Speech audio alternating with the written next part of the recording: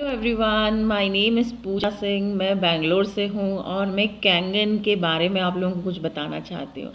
Kangen machine इस्तेमाल करते हुए अभी सिर्फ मुझे 15 दिन हुए हैं। विश्वास कीजिए कि इन 15 दिनों में मुझे नहीं पता मेरे शरीर में अंदर क्या बदलाव आए हैं, लेकिन जितना हम महसूस कर पा रहे हैं एज अ लेडी, मुझे इतना समझ में आया कि मेरे जो गैस्ट्रिक प्रॉब्लम था, जो कि मैं कई सालों से परेशान थी, वो गैस्ट्रिक मान के चलिए 1% बॉडी में रह गया है। 1% भी मैं बोलूँगी माइनस में जाने वाला है ये बहुत जल्दी। I can imagine the results.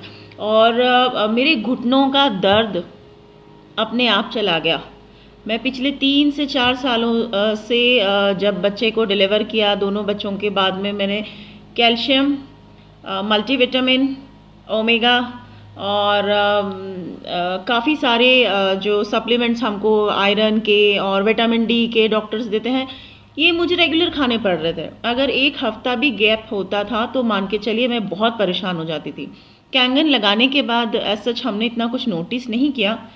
एक दिन बच्चे को नहलाने के बाद, स्कूल भेजने के बाद आई रियलाइज़ कि मैंने बिना स्टूल के बैठे हुए उसको नहला के और स्कूल के लिए रवाना भी कर दिया।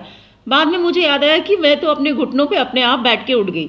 मतलब 35-36 के एज में मैं इतना परेशान थी कि कैंगन तो मेरे लिए वरदान साबित हुआ है। पेस्टिसाइड जब हम निकालते हैं अपने हाईली एसिडिक वाटर से तो देखते हैं तो मतलब ऐसा लग रहा था कि इतने सालों से क्यों जहर खाया जा रहा था। तो कैंगन वरदान है मेरे घर के लिए, मेरे बच्चों के लिए। एक और चीज़ बताना चाहूँगी बच्चों से। मेरे छोटे बेटे को दिल्ली से आने के बाद वीजिंग की प्रॉब्लम बहुत ज़्यादा हो गई थी। वीजिंग तो जैसे तैसे हमने होम्योपैथी से कंट्रोल किया था, लेकिन उसका स्किन बहुत सेंसिटिव हो गया था। सेंसिटिव इन द सेंस कि ठंडे गर्म दोनों एटमॉस्फेयर में उसको हमेशा ईचिंग रहती थी। हमको एक एटमॉस्फेयर मेंटेन करके चलना पड़ता था। बेंगलोर में तो मेंटेनेंस वेदर का कुछ कह ही नहीं सकते हैं। तो उसको हमेशा रैशेस होते थे, जो हमारे सेंसिटिव स्किन जो जॉइंट्स होते हैं वहाँ पे। सिर्फ और सिर्फ ब्यूटी वाटर नहाने के बाद में उसके बॉडी पर डालने से पिछले 15 दिनों में वो खुद बच्चा मुझे कह रहा है कि मम्मा मुझे आजकल खुजली नहीं होती, मुझे इचिंग नहीं होती। बच्चों के पेट अपने आप साफ हो रहे हैं। तो कुछ तो है।